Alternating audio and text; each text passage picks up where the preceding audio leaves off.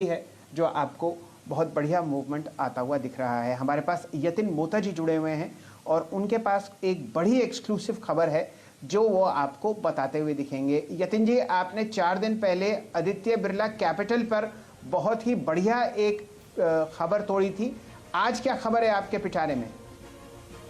नमस्कार शैलेंद्र जी। देखिए, हमको सूत्रों से ये जानकारी मिल रही है कि औरोबिंदो फार्मा अपना इंजेक्टेबल कारोबार डीमर्जर करने की योजना बना रही है।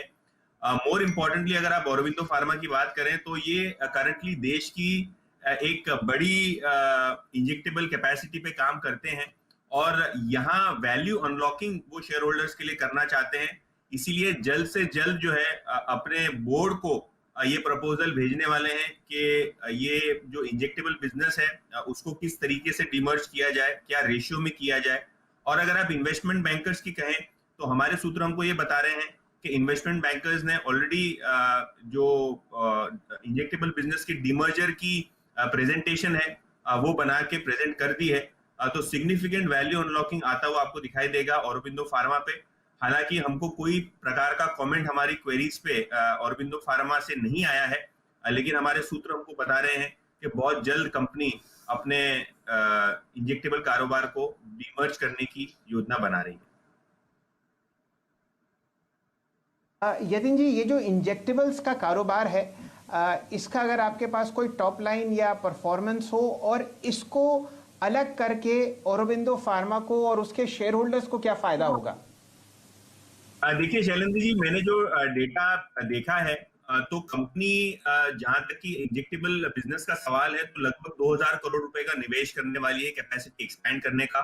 वो अमेरिका और वाइजैक में एक नया प्लांट डालने जाने वाले हैं। इसके अलावा अगर आप औरोबिंदो की बात करें तो प्रोजेक्शन ये है और उनका कहना ये है कि $700 मिलियन यानी लगभग 5000 करोड़ रुपए के ऊपर की टॉप लाइन वो अगले 2 से 3 सालों में कर सकेंगे। अगर आप इसका नियरेस्ट पीयर जो क्लियर पीयर है ग्लैंड फार्मा, जो ज्यादा करके इंजेक्टेबल कारोबार करता है, उसके रेवेन्यू भी लगभग अगले 2 साल में लगभग 5-5.5 हजार करोड़ हो जाएंगे। लेकिन जो वैल्यूएशन में गैप है वो चेल जी बहुत ज्यादा है।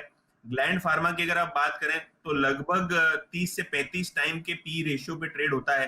हालांकि अगर आप औरोबिंदो फार्मा की बात कर लें तो केवल 16 टाइम यानी आधे वैल्यूएशन पे कंपनी ट्रेड हो रही है, जबकि औरोबिंदो की इंजेक्टेबल कैपेसिटी ग्लैंड फार्मा से कहीं ज्यादा है। तो ग्लैंड फार्मा का आज का मार्केट कैप लगभग 41,000 करोड़ है। औरोबिंदो फार्मा का कुल कंसोलिडेटेड मार्केट कैप है 53,000 करोड़ रुपए। तो अगर ये इंजेक्टेबल बिजनेस डीमर्ज कर पाए तो काफी बड़ी वैल्यू अनलॉकिंग हो सकती है, सबसे पहला पॉइंट। और दूसरा पॉइंट, कंपनी का फोकस अब आगे चलते हुए अपने बायोसिमिलर बिजनेस पे रहेगा, ऐसा उनका एनालिस्ट को कॉन्फ्रेंस कॉल पे कहना है। लगभग 20% अभी कारोबार वो इंजेक्टेबल बिजनेस से करते हुए दिखाई दे रहे हैं। तो जाहिर सी बात है कि अगर आप डिमर्ज करें तो वैल्यू अनलॉकिंग भी होगी और दूसरे कारोबार पे फोकस भी आप कर सकेंगे। ये तो आपको खबर आती हुई दिख रही है।